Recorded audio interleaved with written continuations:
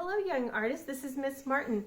I really enjoyed getting to see pictures of some of you uploaded on the web this week, and I thought it might be nice to make a video where you got to see me. So, hello to everyone. Today, I'm going to tell you about this week's featured project for our younger classes, which is going to be what we call leaf rubbings, and they're usually done with unwrapped or what I call naked crayons.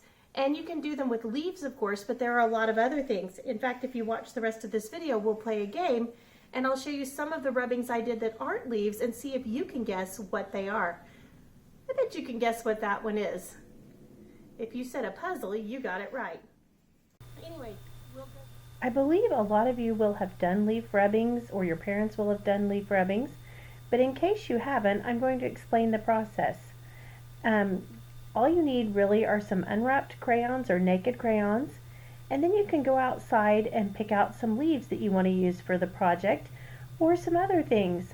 While we are out of school, I'm trying to get some things that will get us out and about instead of just in front of our computer. Now you're going to put your leaf down on a smooth flat place like a table, and if it's bumpy it's going to show through some, and I like to put the side of the leaf that's the back side with the veins up. Then you just rub the crayon on its side back and forth over the paper, and almost like magic, the leaf will seem to appear through the paper. Now, you saw the puzzle I was looking at earlier when I did a rubbing. We're going to see if you can find some other things than leaves to rub at your house, but first I want you to try to guess some of these things that I found. So you're looking at this, and you see something with 6 dots and something with a rectangle and 2 dots.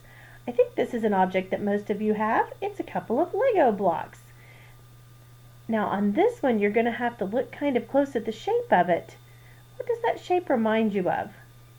If you thought it reminded you of the bottom of a shoe, you're right. That's a pair of my flip-flops. This one may be a little harder. You can see there's a circle and that there were some words that were sticking up that came through really cleanly when I rubbed. Now you could find a lot of lids with words like this, but the ones I found were on some of my pool chemicals. Now here's a really cool texture I found. Can you think of anywhere you've seen something like that?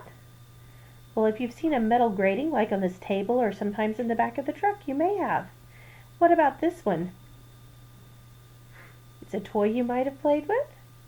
Have you seen dominoes before, the kind with little impressed dots? That's it.